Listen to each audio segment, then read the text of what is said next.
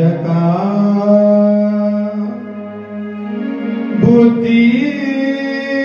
बुद्धिदायका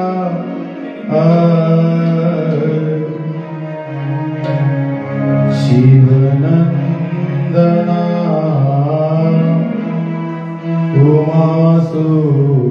उमासुता गणनायका बुद्धिदायका शिवनंदना उमासुता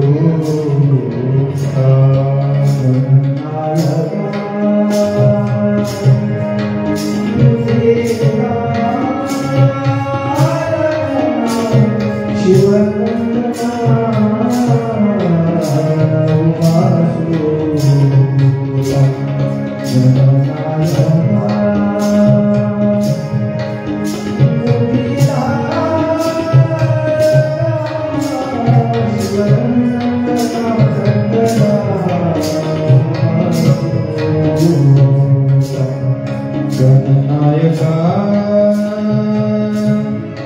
बुद्धिदायका शिवनंदना उमासुता गणनायका बुद्धिदायका शिवनंदना उमासुता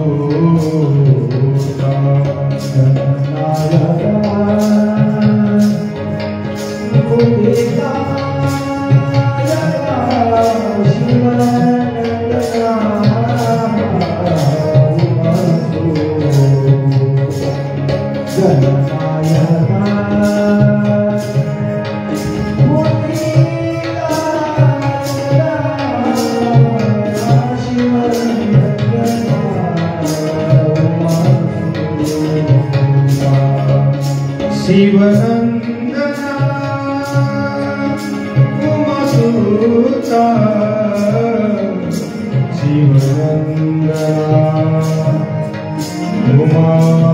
उमासुता शिवनंदना उमासुता शिवनंदना उमासुता गणनायका बुद्धिदायका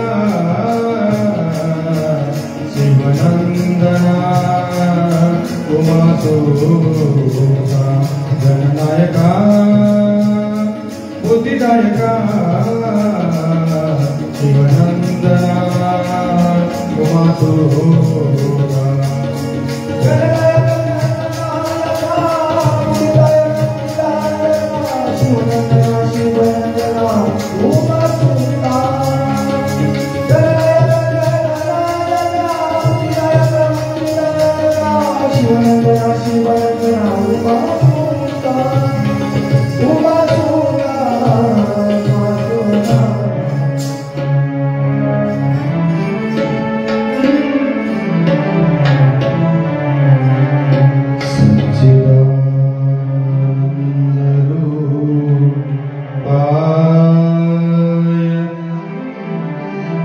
जगद्व्यापी तिहे करे नमः शिवाय सांबाय नमो लोकहितार्थे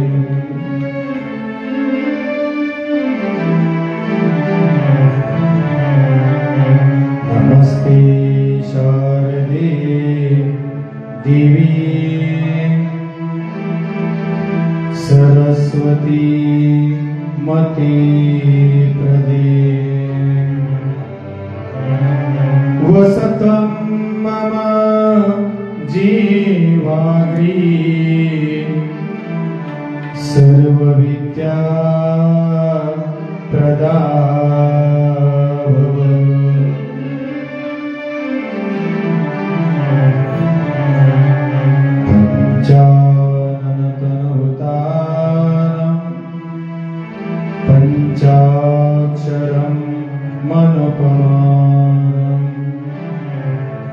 पंचसूत्रकृतो वन्दे पंचाचार्यान् जगद्गुरु।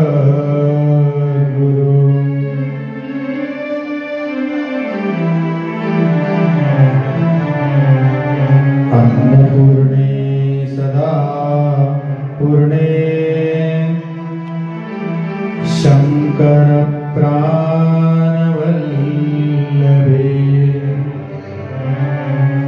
ज्ञानवैराग्यसिद्ध्यर्थं भिक्षां देहि च पार्वती।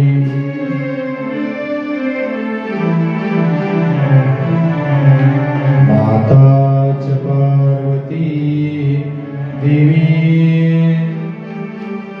पिता देवो महेश्वरा। बांधवा शिवभक्ता स्वदेशो भुवनत्रयम् स्वदेशो भुवनत्रयम् स्वदेशो भुवनत्रयम्। नमः पार्वतीपते शिव हर महादेव। श्रीमज्जगत्प्रपंचाचार्य महाराज, संत शिरोमणि मन्मथ स्वामी महाराज, शिवसंत लक्ष्मण महाराज, तपोरत्न प्रपंडिताराध्य शिवाचार्य महाराज, सद्गुरु रेणुक शिवाचार्य महाराज, सद्गुरु काशीनाथ शिवाचार्य महाराज, सद्गुरु राजलिंग शिवाचार्य महाराज, शंकरलिंग भगवान। हर हर हर हर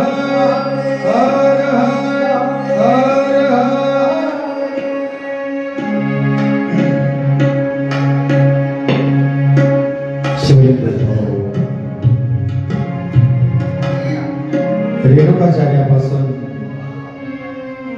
विश्वाराध्य जगद्गुरु पर्यंत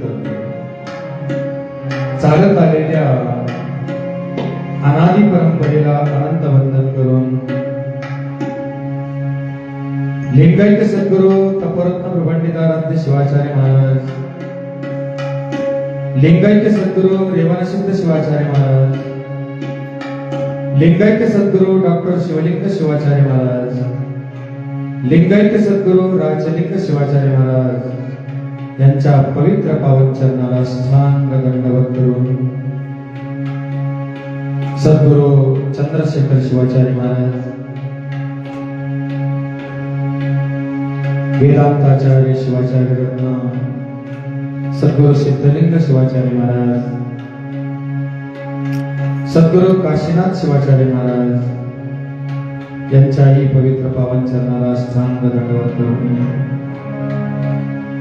परमपवित्र अशा भारतभूमीमध्ये आचार्य उपाचार्य पदावर आरूढ असलेल्या सर्व आचार्य सद्गुरूंच्या चरणी नतमस्तक हो। मनमथादी पावन संत महात्मा बसवेश्वर शिवसंत लक्ष्मण महाराज यांच्याही पवित्र पावन चरणाला प्रणिपात करून माझे ज्ञानेश्वर माऊली जगद्गुरु तुकोबाराय नामदेव एकनाथ आदी सर्व संतांच्या पवित्र पावन चरणाला वंदन करून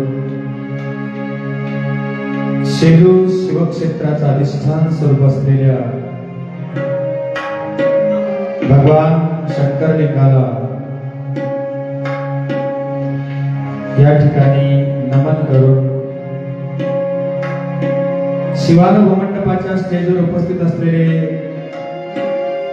माहेश्वर मूर्ती योगेश स्वामी अंबाजोगाईकर,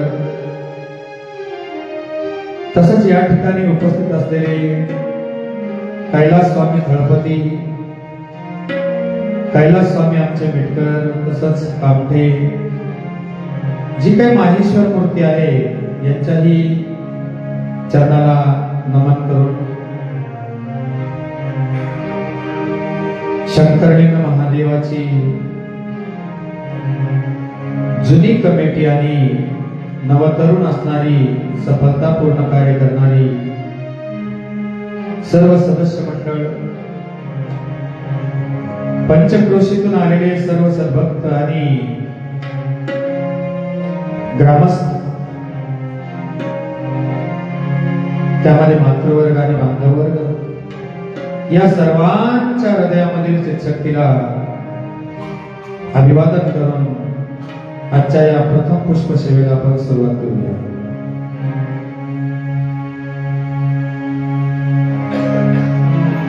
जय जय शिव शंभो,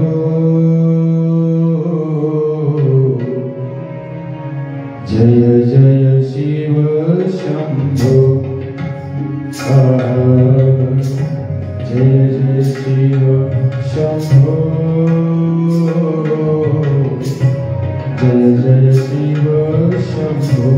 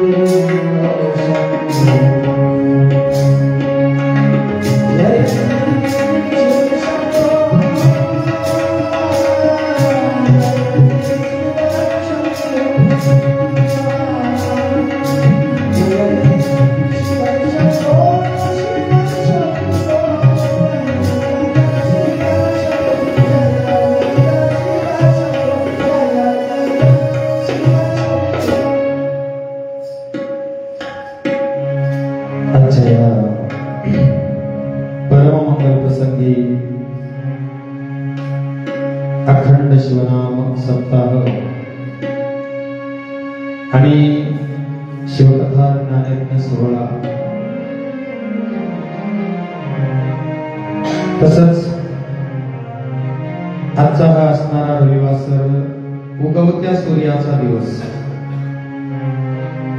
आणि अशा या परम मुहूर्तावर आयोजित असणारी तृतीय म्हणण्याच्या ऐवजी आम्ही द्वितीय वर्षाची शिवकथा म्हणू. कारण का या अगोदर आज 2 वर्षी या ठिकाणी तुम्ही माझ्याच पूर्ण कथा ऐकली. सज्जनो, अंडच जारस स्वेदन उद्भिज खाणी म्हणून जन्माला आलेला जो जीवात्मा आहे, तो जीवात्मा अष्टधा प्रकृती स्वरूप देह घेऊन आलेला आहे. आई वडिलांपासून आपल्याला पंचभूतात्मक असणारं शरीर मिळतं आणि त्यामध्ये त्यांच्याच असणाऱ्या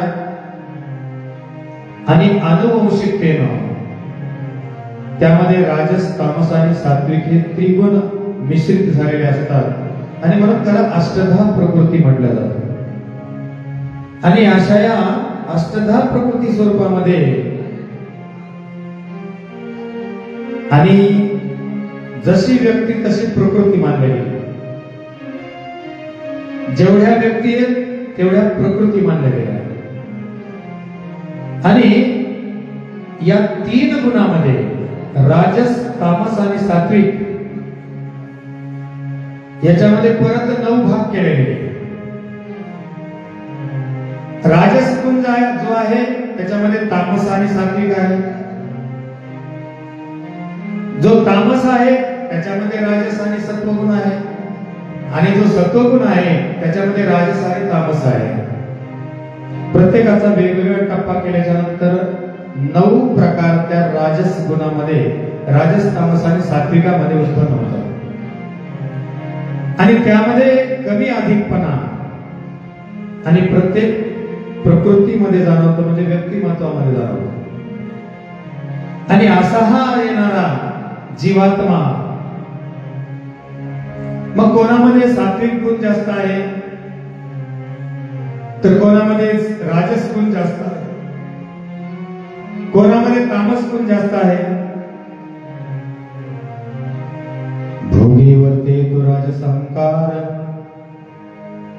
ओखटे न तो सात्विक अहंकार, हिंसा वर्ते तो तामस अहंकार. जान देवी मूळस्तंभ नावाच्या ग्रंथामध्ये कोवी दिली. जो भोगेच्छा आणि उत्पन्न करू इच्छितो, प्राप्त करू इच्छितो, त्याला राजस अहंकार म्हटलं. मग त्याला सगळीकडे प्रपंच दिसत चालतो आणि प्रपंचामधून स्वार्थ कसा साधायचा हाच तो प्रयत्न करत असतो.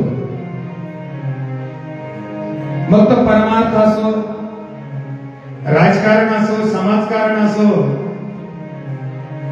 त्याचा एकच तो पायंडा असतो, तो म्हणजे काही ना काहीतरी आपल्याला प्राप्ती झालं पाहिजे.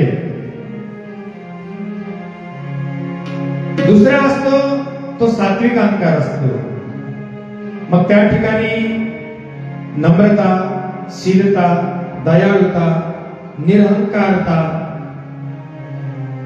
आणि अनुक्रमे ज्ञानपूर्णता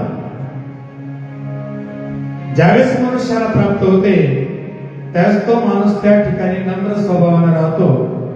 आणि नम्र स्वभावाने जर राहिला तर मग ते समाजकारण असो, राजकारण असो, धर्म असो, सामाजिक कोणतेही कार्य असो, त्यामध्ये मात्र कोणतीही अपेक्षा न करता सात्विकतेने त्यामध्ये काम करत असतो. आणि जो तामस अहंकारी असतो तर त्याला बाकीच्याशी काही देणं घेणंच नसतं.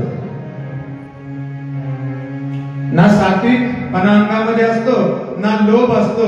कसं ना कसं तरी ते उधळून द्यायचं असतं काम. मग ते राजकारण असो, समाजकारण असो किंवा धार्मिकतेचं काम असो, त्यांचा उद्योगच असतो हिंसावरती तो तामस अहंकार जान देवी. कारण का हिंसा करणं, लोकांचे मन दुखावणं आणि कामामध्ये काही ना काहीतरी विघ्न संतोषीपणा तयार करणं, हा त्यांचा एक गुण तयार झालेला असतो. आणि अशा या असणाऱ्या त्रिगुणात्मक नव्हे नवगुणात्मक म्हणून आपण त्याला. आणि या सृष्टीमध्ये जो मानव अवतार आम्ही धारण केला, सज्जन हो, आम्हाला 9 लाख जन्म घ्यायचे. किती?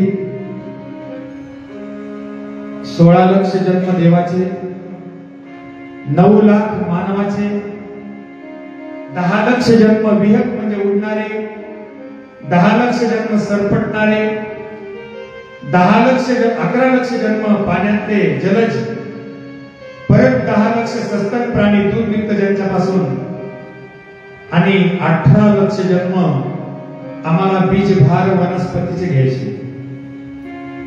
आणि त्यामधून जो मानव जन्म आहे, हा मानव जन्म आमच्या सिद्धांत शिखामणीने सांगितलं की 9 लाख पर्यंत आम्हाला जन्म घ्यायचे.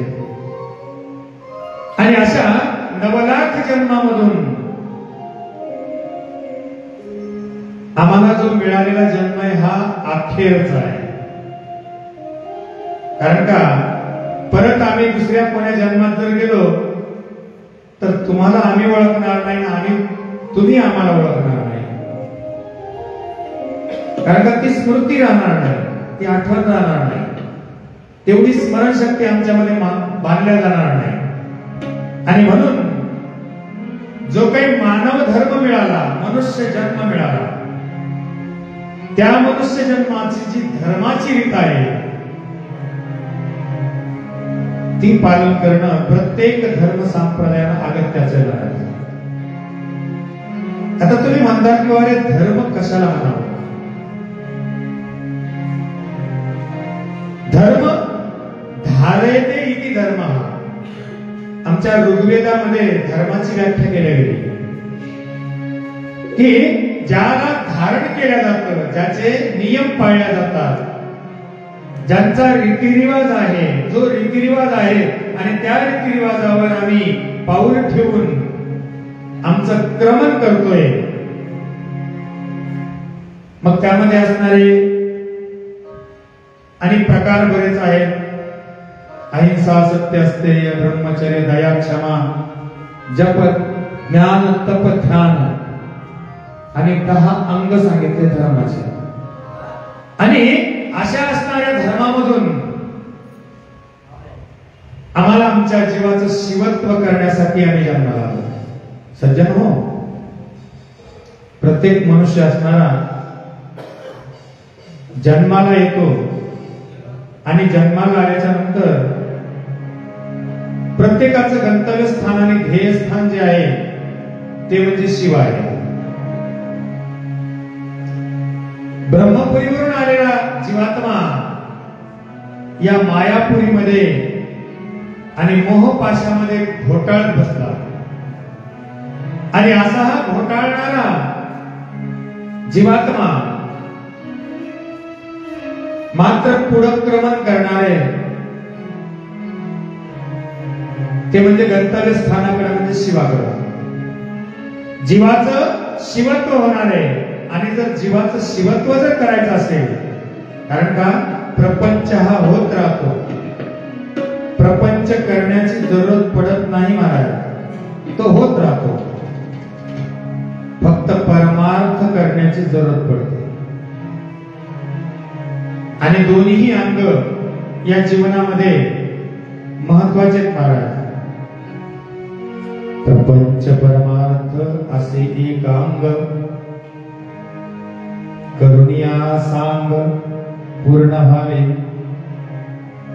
मनमत स्वामींनी या अभंगामधून सुद्धा सांगितलं, प्रपंच आणि परमार्थ. जसं नाण्याला 2 बाजू आहेत, प्रपंच आहे तर दुसरीकडून परमार्थ आहे. पण प्रत्येक जीवात्मा जो मनुष्य आहे हा त्या असणाऱ्या परमार्थाकडं न धाव घेता प्रपंचाकडे जास्त धाव घेतो. सज्जन, प्रपंच होत जाणार आहे. तान लेकरू थोडं मोठं होणार आहे. मोठं झालं कुमारावस्था येणार, थांबणार नाही. कुमारावस्थेची पौगंडावस्था येणार आहे, लग्न होणार आहे, लेकरं बाळ होणार आहेत, नंतर वानप्रस्थाश्रम चालू होणार आहे, एक अवयव क्षीण होणार आहेत आणि वार्धक्य येऊन मरण पावणार आहे. ही गती असणारी रुकणार नाही.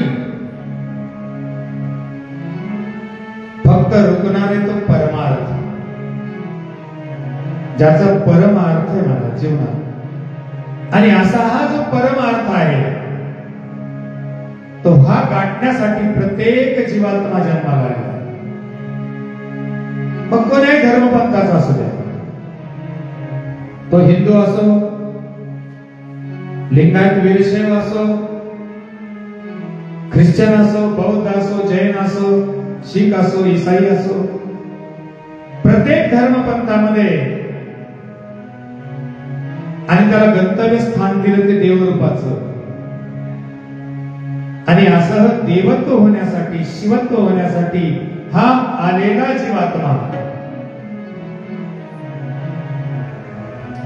आणि दुर्भाग्यवश कलियुगाच्या घोर अंधारामध्ये अज्ञानाचं पडळ डोळ्यावर बाळगून स्वतःचं स्वरूप विसरत चाललेलं आहे. आणि हे जे काही स्वरूप विसरत चाललेलं आहे, कोण आहोत आपण, कुठून आलो आपण, कुठं जायचंय आपल्याला, आपण करायला पाहिजे काय आणि करत आहोत काय, प्रत्येक जीवात्म्याचे प्रश्न मला आणि 8 असणारे प्रश्न आमच्या परीक्षितीनं शुकाचार्याला विचारले भागवतामध्ये 8. आणि त्याद्वारे असणार आमच्या परीक्षितीला उद्धरून जाण्याचा हेतू होता. तसं आमच्या समोरचे जे काही प्रश्न आहेत तर त्या प्रश्नामधून आपलं स्वस्वरूप जाणण्याचा प्रत्येक जीवात्म्यानं, प्रत्येक जीवानं प्रयत्न करणं महत्वाचं.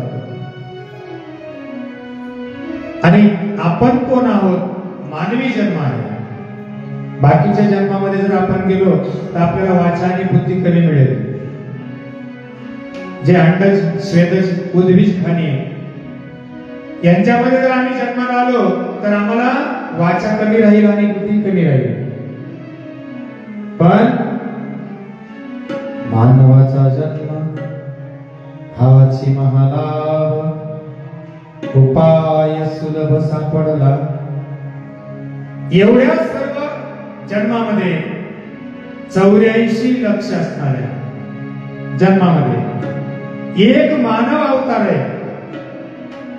आणि तो जशा पद्धतीनं काळीमध्ये कावळा सापडावा तद्वत त्या न्यायानं आणि आम्हाला मिळालेला हा मानव जन्म आहे. पण मानव जन्म मिळून सुद्धा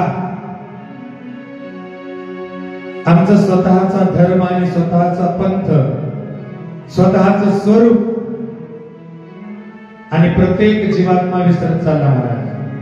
आणि म्हणून या धावत्या युगामध्ये जेवढं तुम्हाला ईश्वर लवकर प्राप्त होतो तेवढ्याच गतीनं, स्पीडनं हा मनुष्य अधोगतीला चालला. आणि ती अधोगती टाळण्यासाठी आमच्या संत महात्म्यांनी आणि प्रत्येक धर्मपंथामध्ये ग्रंथ काढले महाराज. आणि ग्रंथ काढण्याच्या नंतर जेणेकरून एखादा पामर जरी जीवात्मा असला आणि त्याच्या हातात जर तो ग्रंथ पडला तर त्यांनी त्याचं वेड व्हावं आणि त्या धर्ममार्गानं गंतव्य स्थानापर्यंत जावं, यासाठी आमच्या व्यास महर्षींनी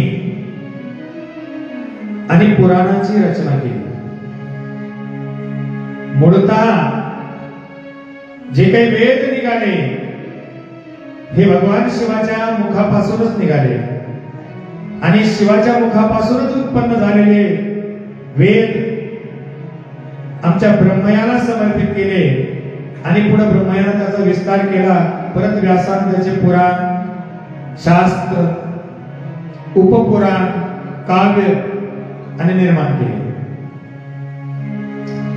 या प्रत्येक पुराणामधून जीवात्म्याला असणारा कशा पद्धतीने गंतव्य स्थान देता येईल याचा पुरेपूर प्रयत्न केला. आणि ते ग्रंथ समजण्यासाठी संत असणं महत्वाचे महाराज. ग्रंथ समजण्यासाठी, कारण का आज बरेचसे असणारे लोक उठलं कीर्तन करायले, उठलं कथा करायले. महाराज कथा सोपी गोष्ट नाही, कीर्तन ही सोपी गोष्ट नाही.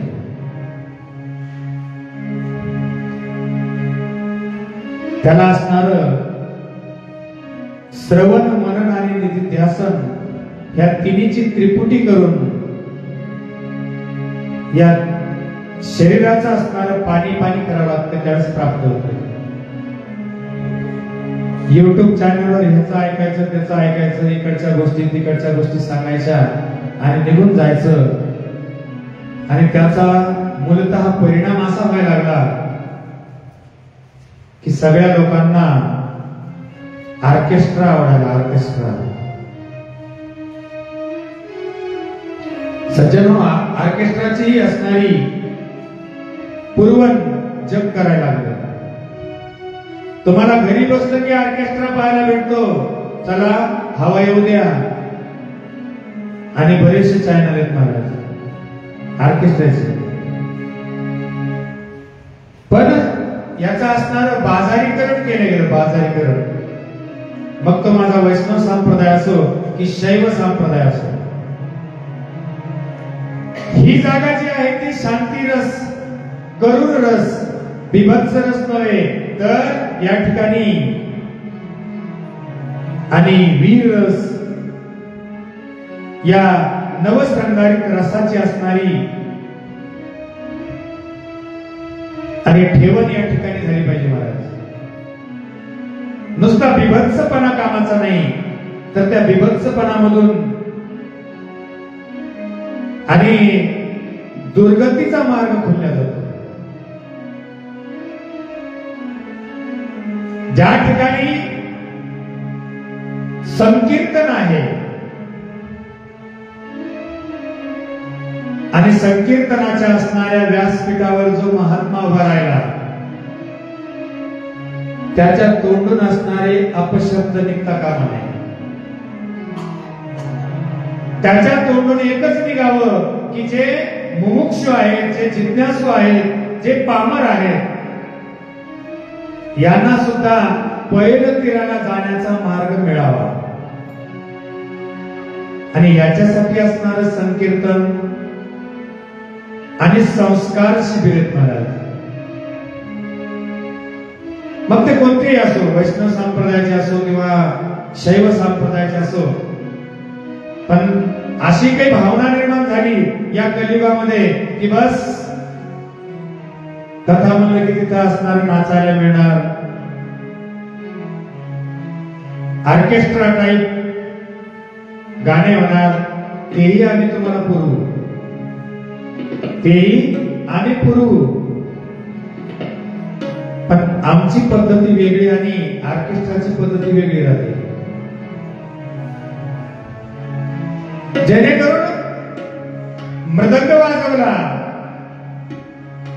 वाजवला तर त्याच्यात गंभीरपणा असतो महाराज. आणि म्हणून संकीर्तन ज्या ठिकाणी असतं तिथं मृदंगच असावा.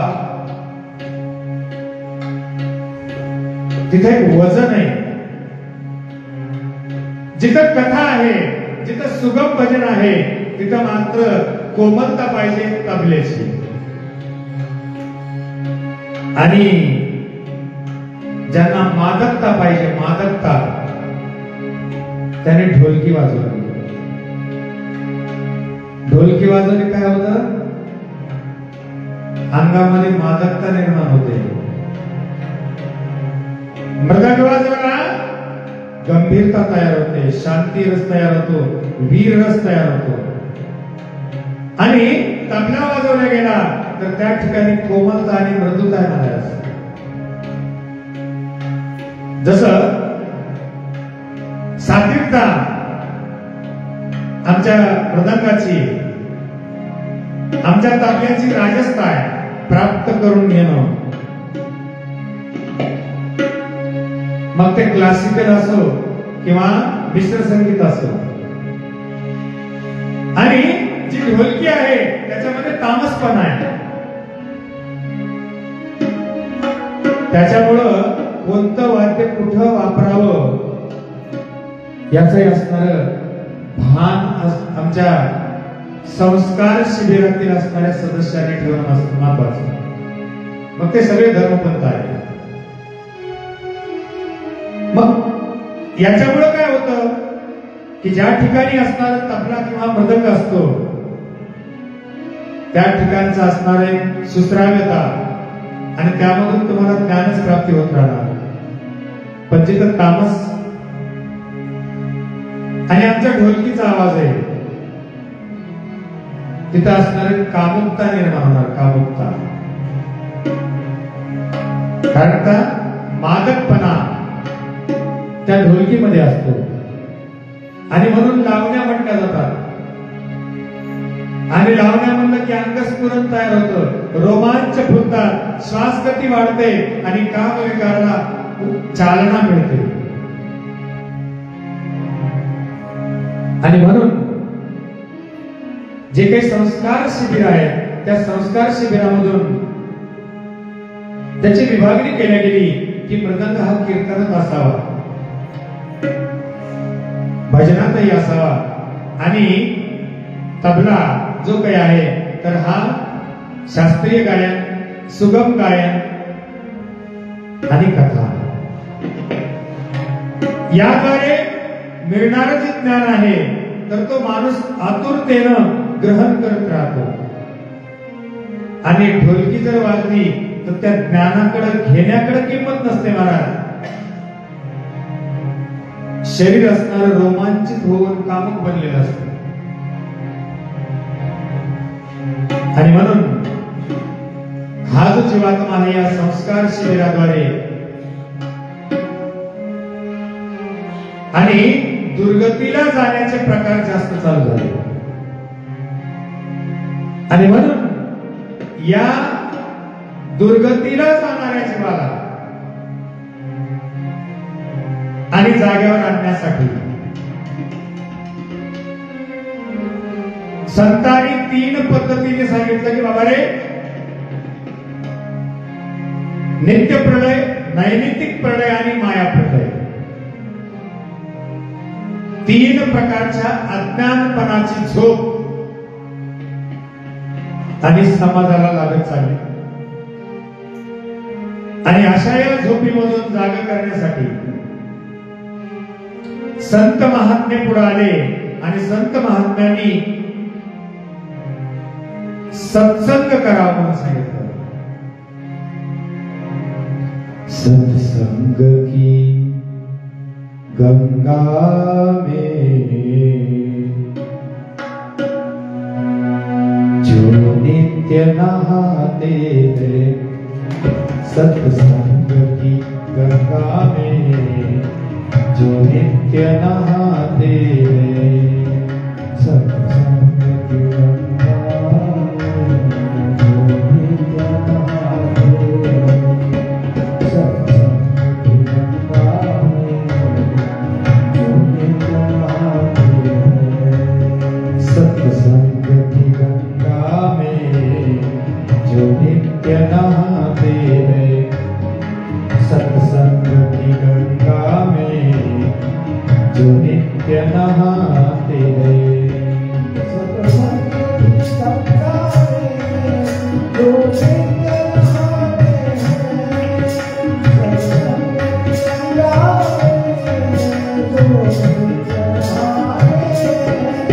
सत्संग की गंगा में जो नित्य नहाते हैं, सत्संग की गंगा में जो नित्य नहाते हैं, पापी से पापी भी, पापी से पापी भी पावन बन जाते हैं, पापी से पापी भी पावन बन जाते हैं, पापी से पापी भी पावन बन जाते हैं, सत्संग की गंगा में जो नित्य नहाते हैं, सत्संग की गंगा में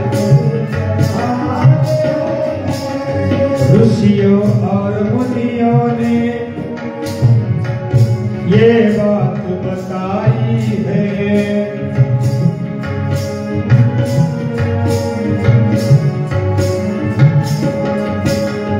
ऋषियों और मुनियों ने ये बात बताई है, सत्संग ही जीवन है, सत्संग भलाई है, सत्संग भलाई है, ये वेद बताते हैं, ये वेद बताते हैं, सब ग्रंथ बताते हैं।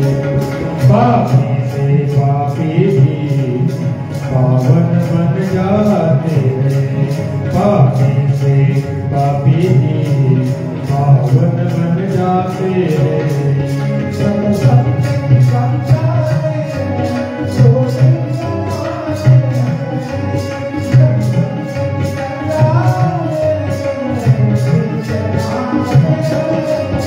इस तीरथ से बढ़कर कोई तीरथ धाम नहीं, इस तीरथ से बढ़कर कोई तीरथ धाम नहीं।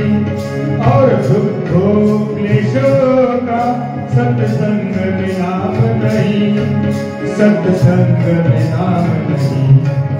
आते हैं सत्संग में, आते हैं सत्संग में, जीवन को सजाते हैं। पापी से पापी भी पावन बन जाते हैं, पापी से पापी भी पावन बन जाते हैं।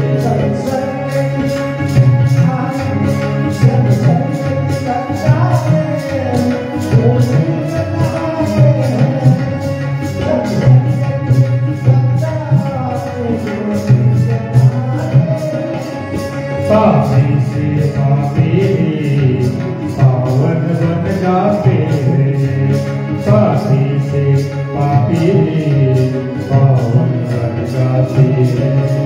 सत्संग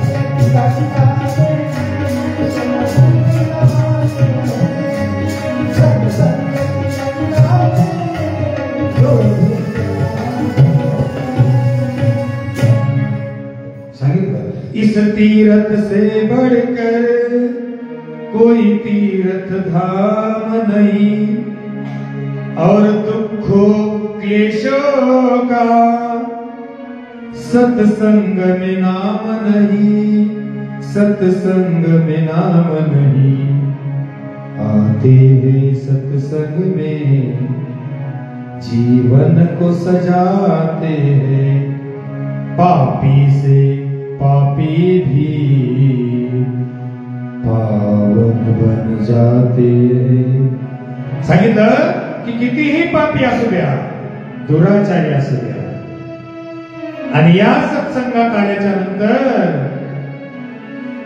शरीरातून पापरूपी कावळे उडून जाऊन त्याला ज्ञान प्राप्ती होऊन तो जीवात्मा शिवत्व पावल्याशिवाय राहत नाही महाराज। आणि म्हणून आमच्या व्यास महर्षींनी,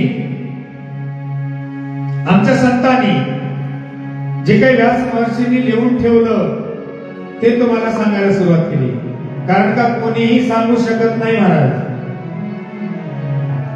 आणि कोणालाही याची गॅरंटी नाही। मग एखाद्यानं पोळी करायची म्हणून सांगितलं की मग आतमध्ये कणिक वरून पुरण घातलं जातं।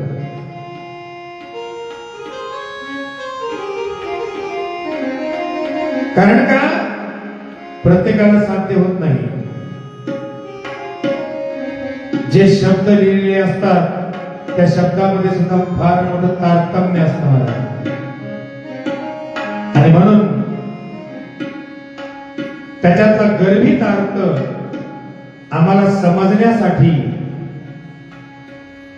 संताची असणारी नेमणूक, गुरुची असणारी नेमणूक, जंगमाची असणारी नेमणूक, ब्राह्मणाची असणारी नेमणूक, विद्वानाची असणारी नेमणूक, आणि आमच्या धर्मपंथांनी, सगळ्या धर्मपंथांनी केली। कोणालाही सगळंच कळत नसतं।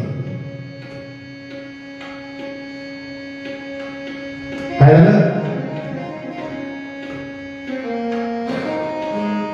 एका गावामध्ये मनुष्य राहत होता,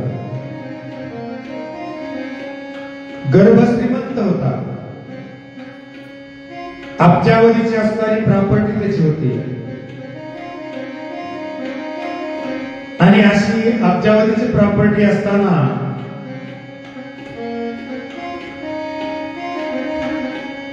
त्याला एक मुलगा होता आणि मग श्रीमंताचा मुलगा असल्याच्या नंतर त्या मुलाला कोणतं काही काम करायची जरूरत पडत नव्हती. प्रत्येक माणसाला पहिल्यांदा दारिद्र्य असावं जन्मामध्ये, जीवनामध्ये स्वतः सुरुवातीला दारिद्र्य यावं. त्याच्यातून एकदा होरपळून निघाला की माणुसकी नावाची चीज अंगात घुसते, जिद्द अंगात घुसते. कमवावं कसं लागतं हे कळतं, खर्च करावा कसं हे कळतं, कुटुंब सांभाळावं हे कसं कळतं आणि प्रत्येकासोबत कसं वागावं हे कळतं. पण ते जर अगोदर श्रीमंती असली तर सगळं असणारं आयश आरामीमध्ये, हौस मौज मजेमध्ये सगळा काळ निघून जातो. त्याला मात्र हे ज्ञान येत नाही. गर्भ श्रीमंत असणारा जो मालक होता त्याचा मुलगा खूप मोठा उपवर झाला आणि तोही राज्याचा कारभार सांभाळायला लागला. अनुक्रमे तो जो गर्भश्रीमंत होता तो मरण पावला म्हातारा. आणि दुर्भाग्यवश हा मुलगा असणारा दारिद्र्याकडे गेला. लक्षात ठेवा मी कशासाठी सांगतोय. हा मुलगा दारिद्र्याकडे गेला आणि दारिद्र्याकडे गेल्याच्या नंतर जो श्रीमंतीतून दारिद्र्याकडे जातो त्याला जगता येत नाही महाराज. त्याला ना गटारं खणता येतात, ना लाकडं तोडता येतात, ना रोजी रोजगारी करायला जाता येतं. कारण का श्रीमंतीमध्ये वाढलेला एकतर ते काम करता येत नाही आणि जर याला कदाचित करायला गेलं तर तिथं अपमान वाटतो. आणि त्या अभिलाषेनं आमचा हा जो काही मुलगा आहे तो दारिद्र्याकडे गेलेला, जगायला येईना महाराज. काय करावं? गटार खणायला जावं ते खोदता येत नाही, खोड शेतातले खणून बाजूला काढावे हे येत नाही, कोणतं कष्टाचं मेहनतीचं काम करावं हे येत नाही. शेवटी जगणं हराम झालं. त्याच्या पत्नीने विचार केला आपण एवढे गर्भश्रीमंत गावामध्ये सगळ्यात श्रीमंत आपण होतो आणि हा असा कोणता काळ आला आपल्यावर दुर्गतीचा. म्हणून ती असणारी माऊली सारखी रडायची, बाप तरी कुठवर पूर्वत करीन महाराज. आणि शेवटी भिक्षा मागायला सुरुवात झाली या गर्भश्रीमंत असणाऱ्या मुलाची. सोपं असणारे साधन तेच आहे. आणि म्हणून भिक्षा मागत असता असता विचार केला त्यांनी आणि एके दिवशी मनात आलं त्याच्या की माझा बाप जर एवढा श्रीमंत होता तर मग बापाने काय ना काहीतरी ठेवलेलं असावं माग. आणि म्हणून त्या मुलांना असणार अलमारी जवळ गेला आणि अलमारीत त्या चोपड्या काढल्या महाराज. पहिले त्या कापडाच्या चोपड्या, त्या कापड, आणि ते एक एक पान उलटायला सुरुवात केली. आणि एक एक पान उलटायला सुरुवात करत असताना त्यामध्ये एक ओळ सापडली महाराज त्याला.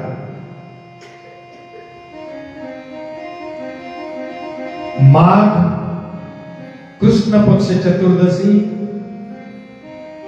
माघ कृष्ण पक्ष चतुर्दशी, रविवासर. आणि या दिवशी शंकरलिंग मंदिराच्या घुमटामध्ये, शंकरलिंग मंदिराच्या घुमटामध्ये 15,000 रुपयाच्या मोहरा, त्या काळचे 15,000 सोन्याच्या मोहरा ठेवलेल्या आहेत. माघ कृष्ण पक्ष चतुर्थी दुपारी ठीक 12 वाजता शंकरलिंग मंदिराच्या घुमटामध्ये 15,000 रुपयाच्या मोहरा ठेवलेल्या आहेत. काम पडलं तर काढून घ्याव्या. ओळ वाचली ह्या मुलानं आणि मुलाला त्यावेळेला आनंद वाटला. मनात विचार केला की अरे माझ्या वडिलांना कुठं ना कुठतरी काहीतरी ठेवलेलं आहे आणि सापडला नाही. मग आता नेमकं हे कसं समजावं.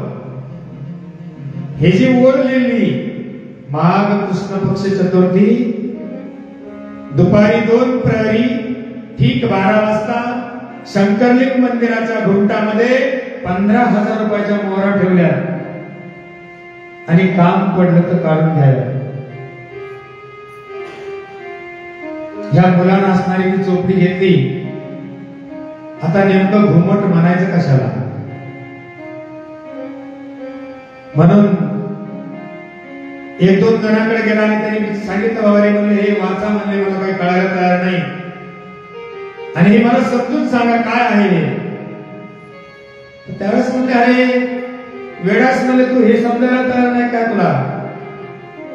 आणि या शंकरलिंग मंदिराचं असणार हे शिखर जे आहे तर हे पाड म्हणले याच्यामध्ये पैसे याच्यामध्ये असणाऱ्या सुवर्ण मुद्रा तुला सापडतील. 5-7 जणांनी सांगितलं. घरात ठेवा मी काय सांगायचं तुम्हाला. 5-7 जणांनी सांगितलं.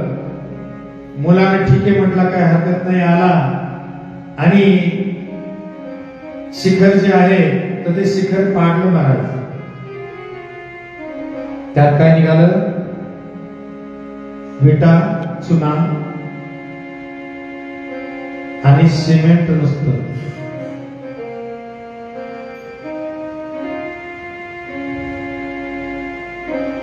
त्याच्यात पैसे सापडले नाही. मनामध्ये विचार केला की पैशाच्या अभिलाषेनं धनाच्या अभिलाषेनं आपण मंदिराचं शिखर पाडलं. आपल्या फायद्यासाठी महापाप केलं. शिखर पाडणं जेवढं दुःख होतं त्याच्यापेक्षा जास्त दुःख वाटायला लागलं. प्रत्येक माणसाला गावातल्या प्रत्येकाच्या घरी जायचं आणि चोपडी दाखवायचा सांगायचा हे बघा आणि मला समजून सांगा. प्रत्येकाला सांगायचं की शिखर पाड तिथं भेटून जाईल. त्यांनी सांगितलं पाडणं पण काही भेटलं नाही. आणि असं करत करत करत करत असताना 2 महिने निघून गेले आणि गावाच्या वेशीजवळ शेवटला गावातून जिथून बाहेर निघतो आपण तिथं एका म्हातारा राहत होता. म्हातारा आणि तो यांच्या वडिलांचा एक दोस्तच म्हणा त्या काळचा. आणि त्या म्हाताऱ्याजवळ ह्या गेला आणि सांगितलं बाबा एक माझ्यावर उपकार करताल का. सांगितलं बोल बाबा काय. यांनी सांगितलं ही जी काही लिहिलेली ओळ आहे ती ही मला समजून सांगा काय ती. अरे तू तर वाचणारच म्हणजे तुला काय कळत नाही. यांनी सांगितलं नाही कळायला तयार नाही सांगा तुम्ही समजून. त्यावेळेस त्या म्हाताऱ्याला मुलानं सांगितली वाचून ओळ. माघ कृष्ण पक्ष चतुर्थी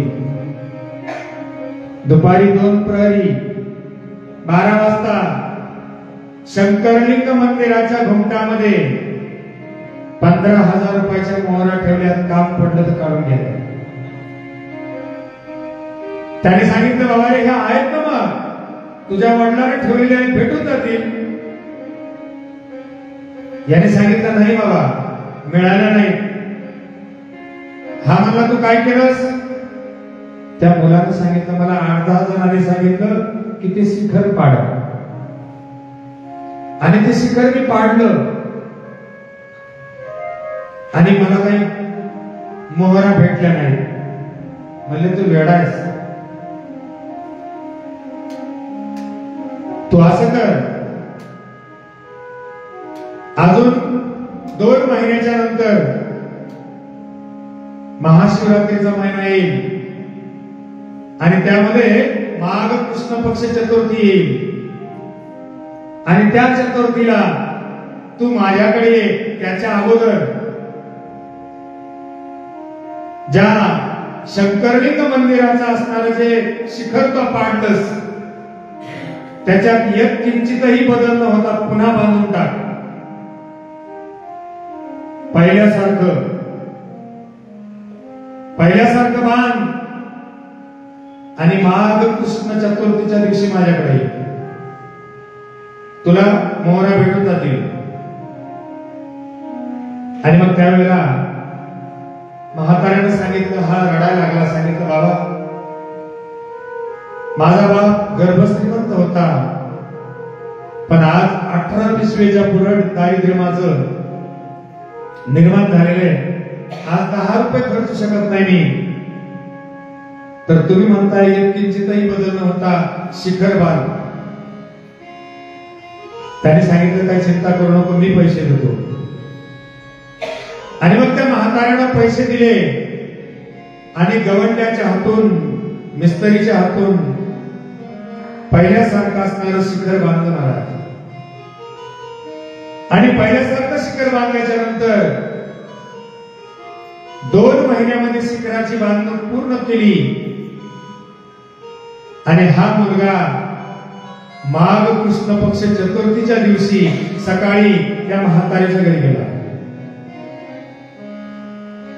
आणि सांगितलं, बाबा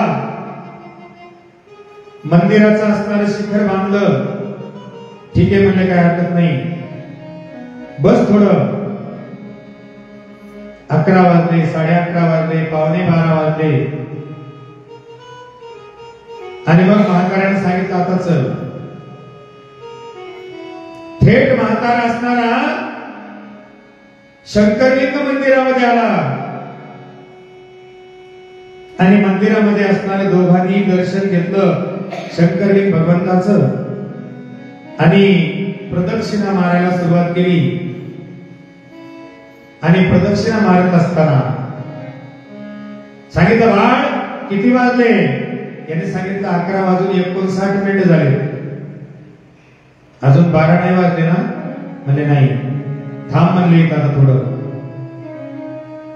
1 मिनिट थांबले आणि ठीक 12 वाजता. सज्जनांनो लक्षात घ्या, शंकरलिंग मंदिराच्या शिखराची छाया ज्या ठिकाणी पडत होती ती जागा दाखवली त्या म्हाताऱ्यानं आणि सांगितलं, बाळ घुमट याला म्हणतात. इथं खोद, तुला 15,000 रुपयाच्या मोहरा सापडतील. आणि अनुक्रमे त्या मुलानं शिखराची छाया ज्या ठिकाणी पडत होती त्यावेळेला त्या छायेच्या भागाला घुमट म्हटलं जातं. हा शब्द पुस्तकातही लिहिलेला होता पण 8-10 जणांना कळला नाही. त्याने उलट करायला सांगितलं, मंदिर पाडायला हवं. पण एकच महात्मा होता, तो घुमट सांगणारा, तो गावाच्या बाहेर आणि म्हातारा होता. बरं, त्याने त्या मुलाला सांगितलं आणि त्या मुलानं लगेचच लोहपत्र, म्हणजे आपण त्याला खोरं म्हणतो, खोरं आणलं आणि तिथं खोदलं तर अक्षरशः 15,000 रुपयाच्या मोहरा त्याला तिथे सापडले. आणि त्याचं दुर्भाग्य जे काही होतं दारिद्र्य रूपाचं, ते जाऊन त्याला त्या ठिकाणी श्रीमंती आली.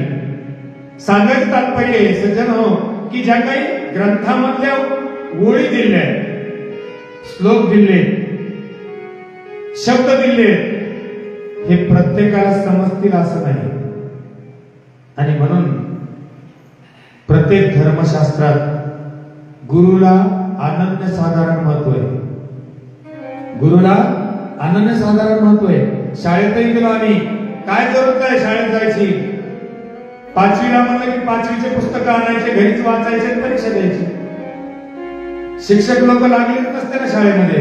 जिल्हा परिषदला शिकवायला काही कामच पडलं नसतं. सांगायचं तात्पर्य की त्या असणाऱ्या शब्दांचं तारतम्य, त्याच्यातला गर्भित अर्थ हा प्रत्येक जाणू शकेल याची गॅरंटी नाही महाराज. आणि म्हणून जो जाणू शकतो आणि आशाकडूनच जाणून घेण्याचा प्रयत्न करावा. 8-10 जण होते त्या मुलाला सांगणारे, पण उलट त्यांनी पाडायला सांगितलं, पाप केलं उलट. एकच महात्मा होता त्या पूर्ण गावामध्ये, त्यांनी घुमट काय असतो याचा खरा अर्थ सांगितला आणि ते धनलाभी करून दिला. आणि म्हणून या जन्मामध्ये जे काही खरं तारतम्य आहे ते जर समजून घ्यायचं असेल तर संत आणि संताच्या नंतर ग्रंथ, संताची नेमणूक केली आणि संताची नेमणूक करून या ग्रंथाचा पुरावा मात्र तुमच्यापर्यंत आणला. मग ते ग्रंथ तुम्हाला समजत नसल्या कारणानं मग विद्वान असेल, जंगम असेल, गुरु असेल, संत असेल, आणि मग तो त्या ठिकाणी समजून सांगू शकतो, कोणीही नाही. एखादं जर आंधळ असलं आणि ते जर म्हणलं तुम्हाला रस्ता दाखवतो चला, अंधाने धरले अंधा, त्याच्या हाताला जर तुम्ही धरून जायचं म्हणलं तर त्यालाच रस्ता दिसत नाही, तर तुम्हाला खड्ड्यात पाडल्याशिवाय राहणार नाही. आणि म्हणून जो सत्संग आहे तो सत्संग असणारा करमणूक म्हणून नाही महाराज, जीवनाचं साफल्य म्हणून आहे. जीवनाचं इप्सित आहे, जीवनाचं असणारं तारतम्य आणि जीवनाचं असणारं अंतिम ध्येय. आणि म्हणून सत्संग कोणत्याही धर्मपंथातला असू द्या, ही एक मौज नाही, हौस नाही, तर आपल्या जीवनात खरं तारतम्य गाठण्यासाठी सत्संग आहे. आणि या सत्संगामधून आम्हाला खरं जीवनाचं रहस्य काय आहे हे कळायला लागतं महाराज. आणि म्हणून आमच्या संत मंडळींनी व्यासाकडे बोट दाखवलं आणि त्या व्यासाने असणारे 18 पुराण रचलेले दाखवले. त्या 18 पुराणामधून जे काही उपपुराण आहेत त्या उपपुराणामध्ये रामायण आहे, भागवत आहे, गीता आहे, महाभारत आहे, अनेक असणारे ग्रंथ आहेत. आणि प्रत्येक ग्रंथ काय ना काहीतरी थोडं बहुत सांगून निघून जातो. सगळं सांगण्याची ताकद नाही, सगळं सांगण्याची ताकद नाही. काही ना काहीतरी उणं असतं त्या ग्रंथामध्ये, आणि ज्याच्यामध्ये उणीव असते असेही ग्रंथ आमच्या समोर आहेत. त्याच्यामधून आम्हाला ज्ञान मिळतं. मग आता कोणकोणते ज्ञान मिळते? संसार कसा करावा, प्रपंचात कसं राहावं, कुटुंबात राहावं कसं, हे शिकवणारे काही ग्रंथ आहेत. आणि हे शिकवणारा ग्रंथ म्हणजे तुमचं रामायण. आपल्यासाठी ते रामायण. घरात कसं राहावं, माझं जे आहे ते भावाचं सुद्धा आहे, माझं जे आहे ते भावाचं सुद्धा आहे, म्हणणं रामायण. जे माझं आहे ते भावाचं आहे, आणि जे माझं आहे ते माझंच आहे, आणि भावाचं सुद्धा माझंच आहे, ते महाभारत. ते असणार महाभारत. आणि मग महाभारत जे काय आहे तर जवळपास 90-95% आमच्या घरात घुसतोय, सगळ्या समाजामध्ये. सगळ्या समाजामध्ये एवढं मोठं रामायण, रामकथा ऐकत चालले, पण त्याच्यात असणारं खरं रामायण अंगी बांधून घेतलं नाही महाराज. त्याला अर्थ नाही त्या गोष्टीला, ऐकण्याला नाही. राम कहानी सुनो रे, राम कहानी, राम कहानी सुनो रे, राम कहानी. राम कहानी सुनो रे,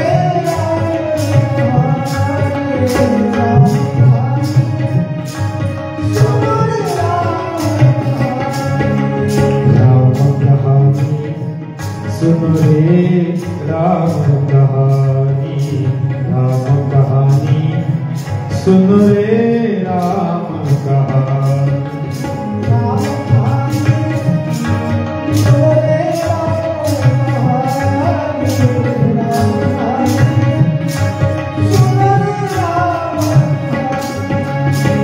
कहत सुनत आवे, कहत सुनत आवे, कहत सुनत आवे,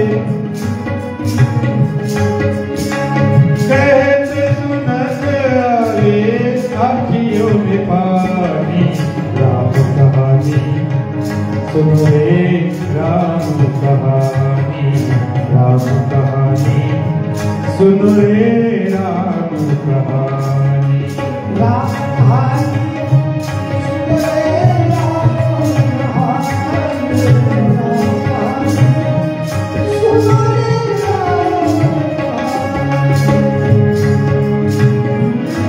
दशरथ के राज दुलारे, कौशल्या की आंखों के तारे,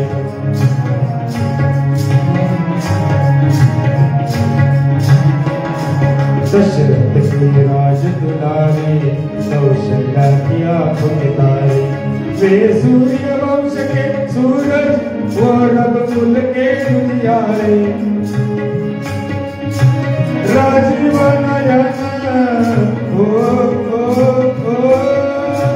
राजीव नयन बोले मधुबरी वाणी, राम कहानी सुनो रे राम कहानी, राम कहानी सुनो रे राम कहानी, राम कहानी सुनो रे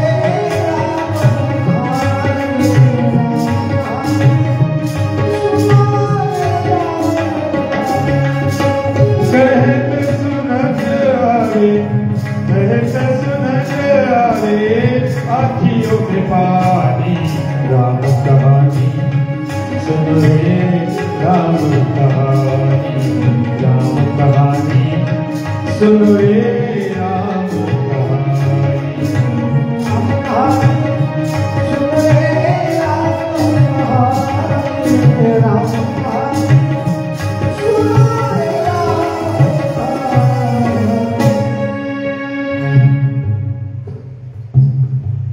श्री राम ने मोहे पढ़ायो, मैं राम दूत बनायो, सीता माँ की सेवा में रघुकुल का संदेशा लायो, और संग लायो ओ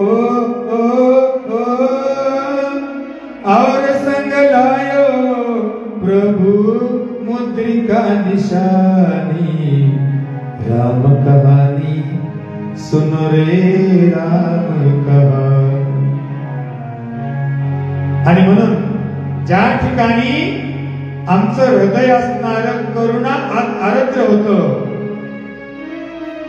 ज्याच्यामध्ये भरपूर करुण रस भरलेला आहे, ते रामायण. आणि सगळ्यात महत्वाचं म्हणजे ज्याच्यामध्ये स्वार्थ अजिबात नाही, ते रामायण.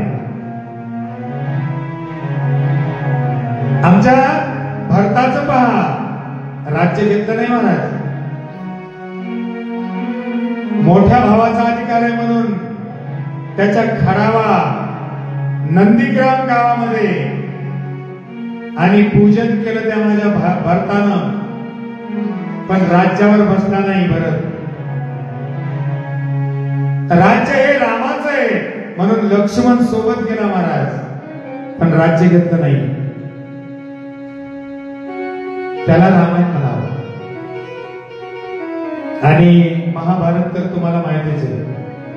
आज जे काही तुम्ही आणि आम्ही पहिल्या जुन्या 8-8 भावाच्या कुटुंबाचं एक घर होतं, ते आम्ही विभक्त केले आणि वेगवेगळे केले, डिवायडेशन झाले. करण्याला प्रमुख कारण आम्ही आहोत.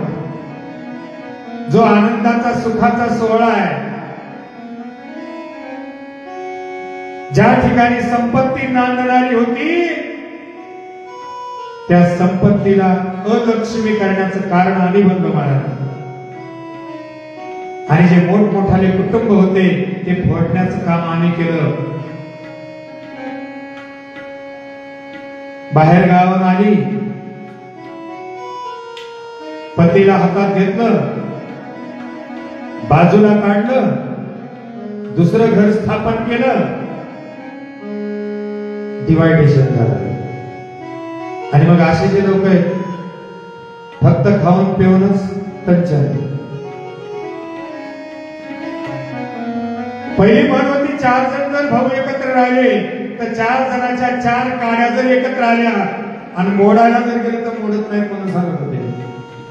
पण एक असणारी काडी मोडल्या जाते महाराज. तसं एक जणाचं जे काही कुटुंब आहे त्यांना किती कमवा महाराज, तो गर्भ श्रीमंत होऊ शकत नाही.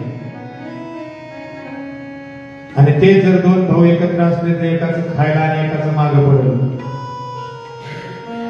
पण आज ते आम्ही ठेवलं नाही. कलियुगातल्या सगळ्या महिला मंडळ, तुम्हीच नाही तर सगळेच महिला मंडळ आणि पुरुष मंडळ स्वार्थ साधण्यासाठी आणि विभक्त कुटुंबाची गणना होत गेली. आणि त्या योगे लयाला चाललं. दया, प्रेम, जिव्हाळा, मोह, माझं जे म्हणण्याची ममता आहे सगळं घरातलं हरलं महाराज, संपलं. आणि हे मात्र तुम्हाला महाभारत शिकवतं.